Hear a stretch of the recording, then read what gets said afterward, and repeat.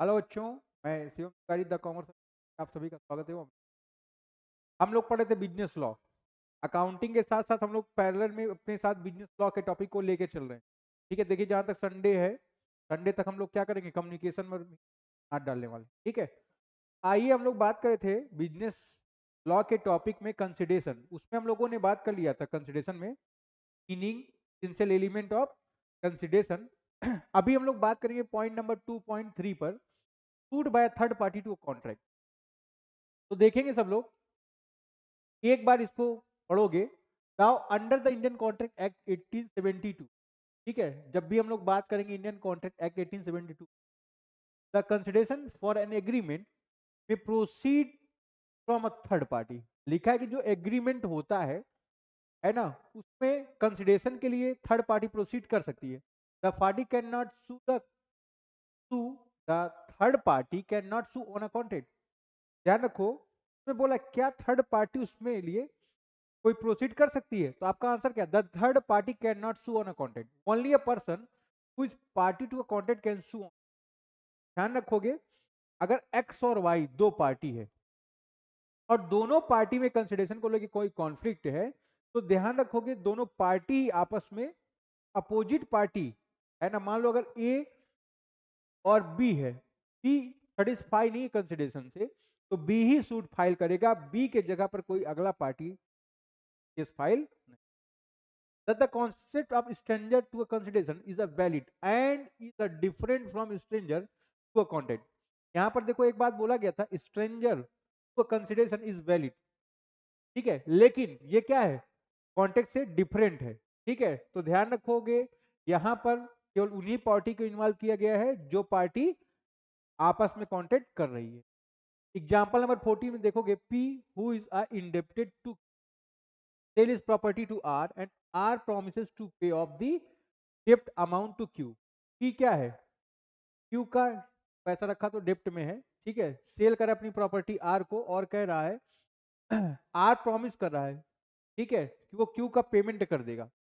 ध्यान रखो यहां पर P और Q के बीच में पहले P ने पहले पैसा ले रखा, ठीक है, तो क्या कह रहा है, P who indebted to Q sell his property. कौन प्रॉपर्टी बेच रहा है, P, किसको बेच रहा है, आर को, and R promises to pay off the डेप्ट अमाउंट ऑफ क्यू। आर कह रहा है कि मैं पैसा नहीं दूंगा, मैं पेमेंट कर दूंगा डेप्ट का। ध्यान रखोगे, if R fail to pay then in such situation Q has no right to sue. ठीक है ना, अगर आर पेमेंट नहीं करता है तो क्यू के पास ये राइट नहीं है कि क्यू क्या करेगा, आर के ऊपर केस या सूट फाइल करेगा। As R is a standard to a contract, क्योंकि आर क्या स्ट्रेंजर है, थर्ड पार्टी। ठीक है ना, ध्यान रखो, अगर पी क्यू का पैसा नहीं देता है तो क्यू पी के ऊपर सूट फाइल करेगा ना।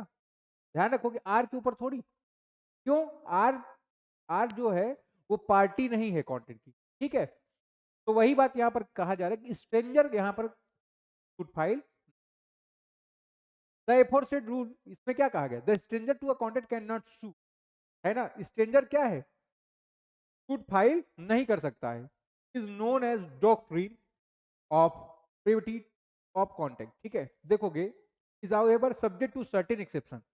कुछ एक्सेप्शन है, अगर उनको छोड़ दिया जाए तो स्ट्रेंजर क्या है, कोई कॉन्ट्रैक्ट और कॉन्ट्रैक्ट पार्टी के अलावा सूट फाइल नहीं कर पाएगा। ठीक है, अब वो केस कौन कौन से हैं जब देखोगे, in the case of trust a beneficiary can enforce his right under the trust though he was not a party to a contract between the settler and the trustee. ध्यान देंगे यहाँ पर, अगर कॉन्ट्रैक्ट कैसा है आपका, यहां पर ध्यान रखोगे ट्रस्ट का है ना। इन केस ऑफ ट्रस्ट की बात करेंगे, ट्रस्ट का मतलब क्या है, जब भी आप कॉन्ट्रैक्ट कर रहे थे तो सामने वाले पार्टी के ऊपर आपने सब कुछ छोड़ दिया, इसका मतलब क्या है, आप उसके ऊपर विश्वास रखते हो। ठीक है, तो ध्यान रखोगे, अब beneficiary can enforce his right. ठीक है, तो देखोगे जो बेनिफिशियरी है वो अपने राइट को इन्फोर्स कर सकता है, क्यों कर सकता है, अंडर दी ट्रस्ट। ठीक है ना, क्योंकि जो कॉन्ट्रैक्ट हुआ है वो किसके थ्रू हुआ है, एक ट्रस्ट विश्वास के कारण हुआ है। ठीक है, देखोगे though he was not a party to contract between the settler and the trustee. ठीक है, जबकि वो पार्टी नहीं है, क्योंकि उसके ऊपर विश्वास करके ये काम किया गया था, इसलिए उसको आप सेटलर में ले सकते हैं। फिर दूसरा है in the case of family settlement, if the term of the settlement are reduced into writing, the member of family who originally had not been parties to the settlement may enforce the agreement. देखते हो ना कभी कभी घर में विवाद हो जाता है तो आपस में बुजुर्ग लोग बैठ जाएंगे, सीनियर लोग बैठ जाते हैं, उसके बाद सब मिलकर क्या करवाते हैं, सेटलमेंट करवाते हैं, फिर उसमें क्या करते हैं, कुछ लिखित में दे देते हैं, सामने वाली पार्टी मान लेती है तो वहां पर वही बात कह रहा है, अगर फैमिली सेटलमेंट की बात है तो वहां पर स्ट्रेंजर को आप शामिल कर सकते हो, बट अगर ऐसे कॉन्ट्रैक्ट है तो वहां पर आप शामिल नहीं कर पाएंगे। एग्जाम्पल देखोगे, दो ब्रदर एक्स और Y agree to pay an allowance of ₹20,000 to mother, है ना, कह रहे हैं कि दोनों मिलके 20,000 रुपए अपनी माँ को देंगे on partition of joint properties, है ना, जब ज्वाइंट प्रॉपर्टी का पार्टीशन हो जाएगा, but later they denied to avoid by it held their mother although stranger to a contract can require their son for the such allowance in the court of law। तो ध्यान रखोगे, जब वो लोग अपनी माँ को एन्यूटी देने से या अमाउंट देने से मना कर देते हैं तो उनकी माँ क्या कर सकती है, किसी स्ट्रेंजर को इसमें शामिल कर सकती है जो उनके तरफ से काम करेगा। ठीक है, तो ध्यान रखोगे तो पहली बात क्या हो गया, जहां पर क्या है ट्रस्टी की बात हो, दूसरी बात क्या होगी, जहां पर फैमिली सेटलमेंट की बात होगी वहां पर आप स्ट्रेंजर को इन्वॉल्व कर सकते हैं। फिर तीसरा है in the case of certain marriage contract arrangement. ठीक है, देखोगे अ प्रोविजन में be made for a benefit of a person he may file the suit though is not a party to the agreement. देखोगे यहाँ पर आप case law देखेंगे, example number 60 देखोगे, जहां पर बात किसकी हो रही है, मैरिज कॉन्ट्रैक्ट की हो रही है। देखो जैसे एग्जांपल में लिखा है मिस्टर एक्स वाइफ, है ना, deserted him for ill treating her, mister X promise his wife father mister Puri that he will treat her property or else pay her monthly allowance. But she was again ill-treated by her husband, held she has all right to sue Mr. X against the contract made between Mr. X and Mr. Puri, even though she was stranger to a contract। का क्या मतलब निकल के आया, एक बार फिर से आप लोग पढ़ें फिर क्लियर करें। सभी बच्चे पढ़ें। Mister X wife deserted him for ill treating her, ठीक है ना, वो क्या करा रही हैं, बार बार अपना ट्रीटमेंट करा रही। मिस्टर एक्स ने प्रॉमिस किया अपने वाइफ से, है ना, x promised his wives father, उनके पिताजी से, mister Puri that he will treat her properly, तो क्या करेंगे, वो उनका ट्रीटमेंट कराएंगे प्रॉपरली, और इल्स पे हर मंथली अलाउंस, है ना, और उनको एक अमाउंट भी मंथली मंथली पे करेंगे। ठीक है, बट बाद में क्या हो गया, she was again ill treated by her husband. ठीक है, लेकिन फिर क्या किया गया, नहीं कराया गया, held she has all right to sue mister X again the contract made between mister X and mister Puri. तो यहाँ पर क्या है, जब अगर ऐसा नहीं कर रहे हैं कि पिताजी उनके ऊपर केस फाइल कर सकते हैं। ध्यान रखोगे यहाँ पर भी चीजें क्या है, यहाँ पर भी स्ट्रेंजर कॉन्ट्रैक्ट की बात की जा रही है। ठीक है, तो देखोगे अगर इस तरह का केस होगा तो यहाँ पर भी बात हो जाएगी। जैसे देखते हो कभी कभी दो हस्बैंड वाइफ के बीच में झगड़ा होता है और तीसरा आदमी या परिवार वाले आते हैं, मिलजुल कर क्या कराते हैं, सॉर्ट आउट कराते हैं। ध्यान रखोगे यहाँ पर इस तरह की चीजों को अलाउ किया गया है। In the case of assignment of a contract, ठीक है, देखोगे when the benefit under a contract has assign the assignee can enforce the contract but such assignment should not involve any person. ठीक है, यहाँ पर आप लोग ध्यान दें एक बार फिर से, क्या लिखा गया है, mister Ankit Sharma has assigned his insurance policy to his son, अपने सन को असाइन कर दिया। Now son can claim even if he was not a party to contract, है ना, देखते हो कि नहीं, हम लोग क्या करते हैं, इंश्योरेंस या टर्म प्लान लेते हैं।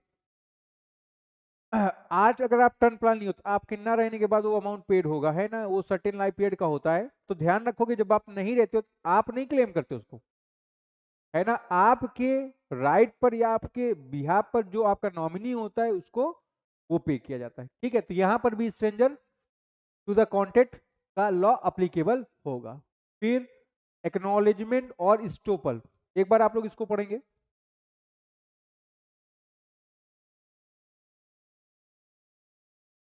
लिखा है एक्नॉलेजमेंट और estoppel, where the promisor by his conduct acknowledge himself as an agent of the third party it would result into a binding obligation toward third party. ठीक है, यहां पर क्या देखना है, example number 18, if L gives to M ₹20,000 to be given to N, है ना। देखोगे एल ने एम को 20,000 रुपए दिया कि भैया ये पैसा किसको दे दोगे आप, एन को, and M inform N that he is holding the money for him. तो उसने क्या कर दिया, है ना, एन ने एम को इन्फॉर्म कर दिया भाई तुम्हारा पैसा मेरे पास रखा है, but afterward M refuse to pay the money, बाद में क्या करता है वो पे करने से मना कर देता है। N will be entitled to recover the same from the former that is M, है ना। तो ध्यान रखो वो बाद में उससे क्या कर सकता है, अपने अमाउंट को रिकवर कर सकता है, क्योंकि क्या किया था उसने, उसको ये बातें बता दी थी। ठीक है, आगे देखेंगे यहां पर देखोगे रिकवर कौन कर रहा है, रिकवर कौन कर रहा है, एल एन किससे कर रहा है, एम से, इस बात को आप ध्यान रखोगे। ठीक है, देखोगे in the case of covenant running with the land, तो देखेंगे the person who purchase land with notice that the owner of land is bound to certain duties affecting land, the covenant affecting the land may be enforce by the successor of the seller, है ना। देखोगे इस बात को example number 19 में समझेंगे। One owner of the land having two land, एक जमीन का मालिक है, उसके पास दो जमीनें हैं, है ना, adjacent to the each other. Here, one was agricultural land. He sold the other land containing a condition that it can never be used for industrial purpose. है ना, वो क्या कह रहा है, ये कह के बेच दे रहा है कि आप इसको कभी भी इंडस्ट्रियल पर्पज के लिए यूज नहीं करोगे। So as to protect the other agricultural land from pollution, क्यों, क्योंकि वो क्या कर रहा है, बाकी जो एग्रीकल्चरिस्ट है उनके लैंड को पोल्यूशन से ये बचा रहा है। Such condition is attach with the land, so whosoever is the successor of land has to abide by it. Such are called restrictive convict and all successor are bind to it. तो यहां पर ध्यान रखोगे, मैं हूं और हमारे सामने एक पार्टी है, मैं अपनी जमीन को तभी उसको बेचने का वादा कर रहा हूं कि जब वो कोई इंडस्ट्री उस पर नहीं लगाएगा। ऐसा क्यों, क्योंकि जब हम कई लोग मिलकर उस एरिया में जमीन खरीदे थे तो वहां पर सबका क्या था, ये तात्पर्य था कि हमको वहां पर इंडस्ट्रियली कोई ओपन नहीं करना है जिससे कि वहां पॉल्यूशन को बचाया जा सके। ठीक है, तो ध्यान रखोगे अगर वहां पर कोई इंडस्ट्री ओपन करेगा कोई ना कोई पर्सन क्या करेगा, सूट फाइल करेगा और इंडस्ट्री ओपन होने से बचाएगा। तो यहां पर भी क्या, स्ट्रेंजर टू द कॉन्ट्रैक्ट का केस अप्लीकेबल होता है, आपको इस बात को ध्यान रखना है। फिर लास्ट पॉइंट है आपका contract entering into through an agent. ध्यान रखोगे जब बात एजेंट की होगी तो एजेंट कौन होता है, स्ट्रेंजर होता है। मेरी दुकान है, हम मालिक हैं, हम गल्ले पे बैठे हुए, ठीक है ना। ध्यान रखोगे मेरा एक लड़का बैठा है जो क्या कर रहा है, सामान को दिखा रहा है, या सपोज दैट हमारी कोचिंग में मैम है आपको इंक्वायरी प्रोवाइड कर रही है, कोर्स के बारे में एक्नॉलेजमेंट प्रोवाइड कर रही है, ठीक है। तो आप ध्यान रखोगे जब आप आओगे, आप एडमिशन लोगे तो आप क्या कर रहे हो, मैम जो जानकारियां दी उसके भी आप पर ले रहे हो, है ना। अगर बाद में कोई भी प्रॉब्लम इराइज होगी तो उसका जिम्मेदार कौन होगा, मैं स्वयं रहूंगा, है ना, क्योंकि कोचिंग के ओनर कौन है, हम हैं। ठीक है, तो ध्यान रखोगे वो कौन हो गए, स्ट्रेंजर हो गए, और हम और आप क्या हो गए, कॉन्ट्रैक्ट के पार्टी हो गए। ऐसे केस में भी देखोगे ये स्ट्रेंजर टू द कॉन्ट्रैक्ट का केस लॉ एप्लीकेबल रहेगा। ठीक है, यहाँ पर देखो the principal can enforce the contract entering by his agent where then agent the acted within the scope of his authority and in the name of the principal. देखोगे Prashant appoint Abhinav as his agent, Prashant ने अभिनव को as agent appoint किया sell his house, अपना घर बेचने के लिए। अभिनव sell house to Tarun, now Prashant has right to recover the price from Tanu. ठीक है ना, तो देखोगे अभिनव क्या कर रहा है, घर को बेच दिया तरुण को, नाउ प्रशांत के पास राइट है वो तरुण से पैसा रिकवर कर सकता। ठीक है, तो देखोगे आपके पेपर के पॉइंट ऑफ व्यू से ये टॉपिक इंपॉर्टेंट है, आप इस पर भी एक बार काम कर लेंगे। ठीक है, आगे आ जाइए, फिर आ जाएंगे हम लोग पॉइंट नंबर 2.5 पर, validity of an agreement without consideration. देखोगे जैसे अभी तक हम लोगों ने क्या पढ़ा, टॉपिक नंबर 1 हम लोग पढ़े, टॉपिक नंबर 1 में हमने क्या पढ़ा, टॉपिक नंबर 1 में पढ़ा कंसिडरेशन क्या होता है, मीनिंग क्या है, सेक्शन 2D में क्या बताया गया है, उसके एलिमेंट क्या क्या है। फिर हम लोगों ने बात किया कि स्ट्रेंजर अगर कोई कॉन्ट्रैक्ट में इंटर करता है वो सूट फाइल नहीं कर सकता, बट कुछ उसके एक्सेप्शन है जहां पर स्ट्रेंजर भी सूट फाइल कर सकता है और रिकवरी के लिए क्लेम कर सकता है, तो वो केस पढ़े हम लोग, है ना। अभी देखो हम लोग पढ़ने चल रहे हैं कि ऐसे कौन कौन से कॉन्ट्रैक्ट हैं जहां पर कंसिडरेशन की कोई रिक्वायरमेंट नहीं है। तो आइए हम लोग अगला टॉपिक डिस्कस करते हैं यहां पर, validity of an agreement without consideration. एक बार आप लोग फिर से पढ़ लेंगे इसको।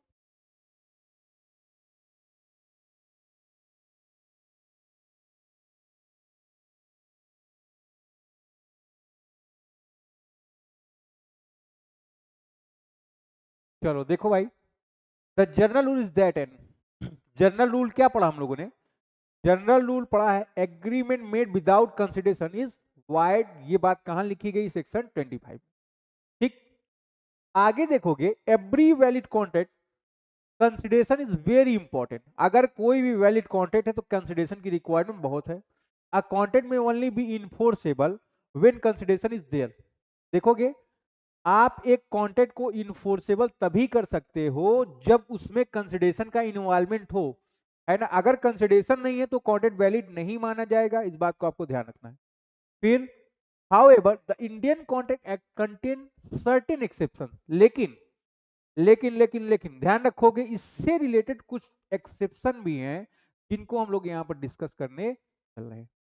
तो आइए हम लोग बात करते हैं यहाँ पर, कुछ रूल रेगुलेशन है यहाँ पर, जहाँ पर बताया गया विदाउट कंसिडरेशन अगर आपका कोई कॉन्ट्रैक्ट है वो सब क्या माना जाएगा? आपका वैलिड माना जाएगा। ठीक है, आइए हम लोग बात करते हैं पॉइंट नंबर 1 में। पहला क्या? Natural love and affection. ठीक है, तो अभी हम लोग पहले की बात करेंगे जहां पर क्या है, नेचुरल लव और अफेक्शन की बात की जा रही है। तो देखेंगे कंडीशन, कुछ कंडीशन है, आपको ये कंडीशन इसमें फुलफिल करनी है।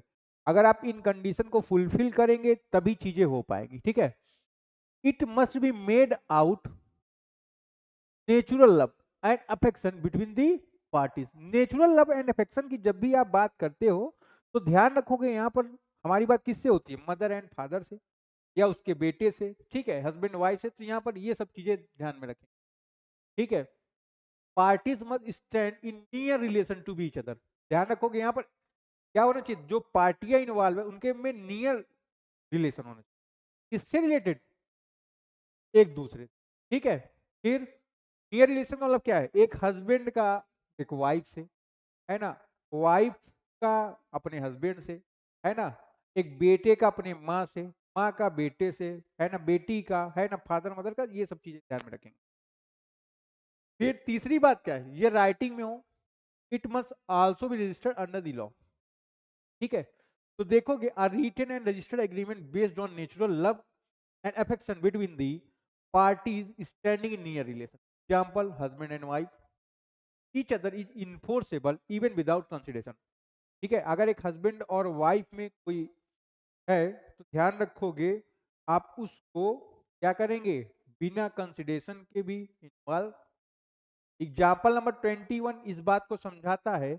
A husband by a registered agreement promise to pay his earning to his wife held the agreement without consideration was valid. तो यहाँ पर कंसिडरेशन की कोई रिक्वायरमेंट। ठीक है, फिर एग्जाम्पल नंबर 22 पॉइंट आउट करता है, A out of natural love and affection promise to give his newly wedded daughter in a law gold necklace worth ₹5 lakh. A made the promise in writing and sign it and registered, the agreement is valid. ठीक है, ए क्या कर रहा है? एक agreement कर रहा है कि जब शादी होगी उसकी, मैं उसको गोल्ड का 5 लाख रुपए का नेकलेस प्रोवाइड करूंगा, और उसको रजिस्टर करके साइन करा लिया गया है। ये एक वैलिड कॉन्ट्रैक्ट। फिर compensation for past voluntary voluntary service, point number 2 में देखेंगे, बात कर रहे हैं अ प्रोमिसर कंपनसेट होली और in part of person who has already voluntary done something for the promisor is enforceable under section 25(2) in order that a promisor to pay for the past voluntary service be binding, the following essential factor must exist। देखोगे जिसमें पहला क्या है? The service should have been rendered voluntary. वो service कैसी हो? अपनी इच्छा से द्वारा दिया गया, है ना। जैसे मान लो कोई इम्प्लॉय है, कोई इम्प्लॉयर है, अगर वो उसके यहाँ काम करता है, रिटायरमेंट ले लिया है, रिटायरमेंट के बाद आप उसको पेमेंट कर रहे हो किसका? पेंशन का, प्रोविडेंट फंड का, है ना। इस तरह का कोई भी आप पेमेंट कर रहे हो तो ध्यान रखोगे यहाँ पर जब आप उसके रिटायरमेंट पर पेमेंट कर रहे हो तो रिटायरमेंट के बाद वो तो कोई काम नहीं कर रहा है ना, बट ध्यान रखो उसके पहले वो काम करता था जिसके बदले में आप पेमेंट कर रहे हो। ठीक है, तो ध्यान रखोगे वो उस समय जो सर्विस प्रोवाइड कर रहा था अपनी इच्छा से। The service must have been rendered for the promisor, the promisor must be existence at the time where service were render. ठीक है, तो ध्यान रखोगे अगर ये सब टॉपिक आपके कवर है, ध्यान रखोगे यहाँ पर कंसिडरेशन की कोई रिक्वायरमेंट नहीं। फिर लास्ट पॉइंट है the promisor must have intention to compensate the promisor. Promisor क्या कर रहा है, उसका इंटेंशन है उसको कंपनसेट करना। ठीक है, देखोगे example P find R wallet and give it to him. P ने क्या किया, आर का पर्स पाया और उसको दे दिया। R promise to give P rupees 10,000, this is a valid contract, है ना। आर क्या कर रहा है, प्रॉमिस कर रहा है, भाई तुमने मेरा पर्स दिया मुझको, उसमें मेरे बहुत सारे डॉक्यूमेंट थे, बहुत सारे पैसे थे, तो आप मुझे वापस कर, मैं आपको 10,000 रुपए पे करूंगा। ये क्या हो गया, वैलिड कॉन्ट्रैक्ट हो गया। एग्जाम्पल 24 में कह रहा है mister X had help his nephew mister Y to fight a case in the court of law using his knowledge and intellectual. ठीक है, after mister Y on the case he promise mister X to pay rupees 10,000 help, this is a valid contract as it a compensation to past service. ध्यान रखोगे जब past service की बात करोगे, है ना, तो वो कह रहा है कि अगर आप मुझको केस जितवाने में मदद करेंगे तो मैं आपको 10,000 रुपए दूंगा। ठीक है, ध्यान रखोगे ये भी क्या है आपके लिए बिना कंसिडरेशन का कॉन्टेक्ट किया जा रहा है, आप देंगे कब बाद में। Promise to pay time bar debt, time bar debt का जो कॉन्सेप्ट पे ध्यान रखोगे, where a promisor in writing signed by the person making it और by it authorise agent is made to pay the debt bar by limitation, it is valid without consideration. ठीक है, time bar debt का मतलब क्या है, आज आप पैसा दे रहे हो किसी को, वो कह रहे कुछ समय के बाद मैं आपका पैसा रिटर्न कर दूंगा, ये आप हमसे। ठीक है, तो ध्यान रखोगे अगर कोई कॉन्ट्रैक्ट है, क्या है आपका, वो है विदाउट कंसिडरेशन का कॉन्ट्रैक्ट। ठीक है, एग्जाम्पल में देखो 25 क्या है, A is indebted to C rupees 60,000 but the डेप्ट is barred by the limitation act, A sign a writing promise now pay rupees 50,000 in the final settlement of the डेप्ट, this is a correct without consideration but enforceable for rupees 50,000। ठीक है, यहाँ पर 50,000 रुपए में क्या है, वो इन्फोर्स करा सकता है। फिर एजेंसी की बात करेंगे हम लोग, अकॉर्डिंग टू सेक्शन 148, अभी आएगा आगे भी, इसको हमको पढ़ना है काफी डीप में। ठीक है, तो वहां पर बताया गया 1872 में no consideration is necessary to create an agency, agency के क्रिएशन के लिए कंसिडरेशन की कोई रिक्वायरमेंट। ठीक है, यहां तक, इसके आगे एक बार आप लोग फिर से पढ़ लें, फिर मैं आपको बताता हूं।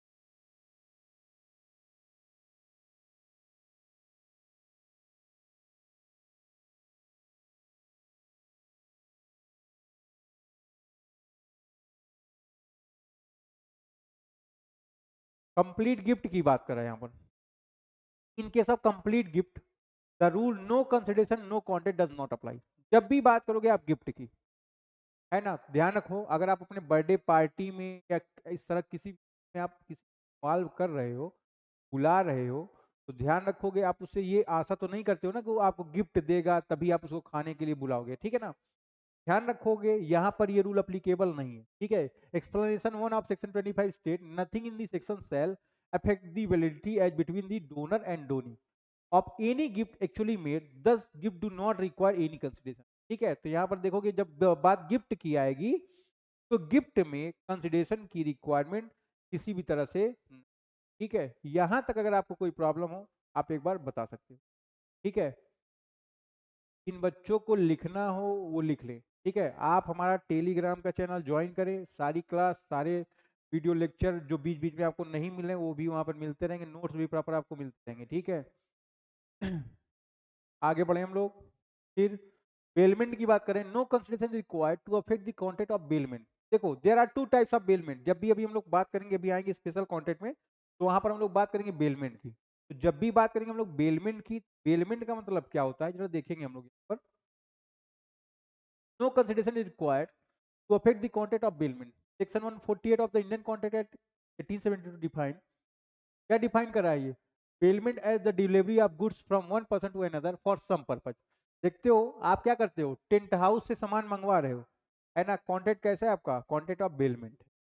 This delivery is made upon a contract that post accomplishment of the purpose the goods will be either be returned or disposed of according to the direction of the person delivering them या delivering by goods। ठीक है, तो देखो क्या करोगे, जो आदमी आपको सामान भेज रहा है आप काम होने के बाद या तो रिटर्न कर दोगे या जो जैसे कहेगा आप उसके अकॉर्डिंग व्यवस्था कर देंगे। No consideration is required to affect accountant of bailment. ठीक है, अब देखो दो तरह की बातें, कंसिडरेशन दो तरह का है, एक ग्रेजुअस है एक नॉन ग्रेजुअस है ना। देखो कि नॉन ग्रेजुअस का मतलब क्या है, जहां पर कंसिडरेशन की रिक्वायरमेंट नहीं है। ठीक, ग्रेजुअस का मतलब जहां पर कंसिडरेशन की रिक्वायरमेंट होगी। ठीक है, mister A hand over the keys of his godown to mister Y as mister Y had deposited his goods in same mister Y gets position of godown but not the ownership. As soon as Mr. Y left his goods from the godown, he is liable to hand over the key back to Mr. ध्यान रखो, मैंने अपनी गाड़ी किसी को दी या अपनी गाड़ी की चाबी दी, भाई उसको दे देना। ठीक है, या मान लो क्लास में कोई बच्चा है, उसने किसी दूसरे बच्चे को अपना नोट्स प्रोवाइड किया, है ना, उसको नोट्स की रिक्वायरमेंट थी, या अपना नोट्स आप नोट्स कंप्लीट करके दे देना। ध्यान रखोगे वहां पर कोई कंसिडरेशन की रिक्वायरमेंट। ठीक है, आगे देखेंगे हम लोग surety. If a promisee undertake the liability of the promise of the person to contribute to charity, there is a contract shall be valid. Kedarnath versus Gauri Madhav. ठीक है, ध्यान रखोगे यहाँ पर जब भी बात आप चैरिटी की करते हो तो चैरिटी में किसी भी तरह का कंसिडरेशन का कोई रिक्वायरमेंट, चैरिटी का मतलब क्या, दान दक्षिणा डोनेशन की। ठीक है, एग्जाम्पल मिस्टर जी प्रॉमिस करे मिस्टर के से the secretary of committee of the temple to donate ₹1 lakh for renovation of the temple. On the faith of his promise, secretary has incurred some cost of renovation. Now secretary can claim for Mr. G even the contract was without consideration. तो जी promise करा है mister K से, है ना, mister G promise mister के the secretary of committee, वो कौन है, सेक्रेटरी है, एक कमेटी है मंदिर की, डोनेट करने के लिए 1 लाख रुपए, क्यों, टेम्पल का रिनोवेशन कराना है। फिर on the faith of his promise secretary has incurred some cost for renovation, है ना, क्या कर दिया उसने, कुछ पैसा दे दिया, जब उन्होंने ऐसा कहा तो उसने क्या किया, कुछ पैसा दे दिया कि आप क्या करो, रिनोवेशन कराओ।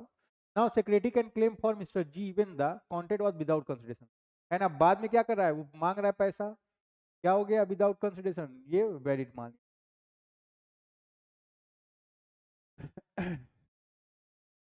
देखोगे ये हमारा एक चार्ट है छोटा सा,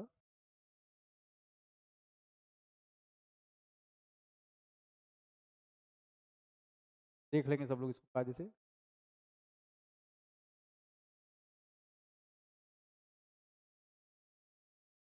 सेक्शन 2D, अभी तक जो हम लोगों ने क्या पढ़ा, सेक्शन 2D पढ़ा, consideration. When the desire of the promiser, the promiser or any other person has done or absent from doing something, such act or abstain or promise is called as consideration for the promise. ठीक है, यहाँ पर legal rule क्या है, हमने आपको ये 6-7 बताए। Move at the desire of the promiser from the promisee or any other person, may executed and executor may be past, present और future, ये सारी बात हमने की। फिर अभी हमने आपसे बात किया sued by third party to any agreement. ठीक है, तो trustee, family settlement, marriage contract, assignment of contract, ये सब की बात की। फिर ध्यान रखोगे contract is valid even without consideration in following situation, ये 6-7 सिचुएशन मैंने आपको बताया। एक कंसिडरेशन जब क्या है, बिना कंसिडरेशन के होगा फिर भी वो वैलिड होगा। ठीक है, तो ये एक हमारा छोटा सा चैप्टर था। ठीक है, इसमें हमारे तरफ से इतनी ही बातें, है ना, देखोगे इसके अलावा आपको नोट्स प्रोवाइड किया गया क्लास में, आप उस पर ध्यान दें। ठीक है, तो मिलते हैं फिर हम लोग अपने अगले क्लास में एक नए टॉपिक के साथ, तब तक के लिए सबको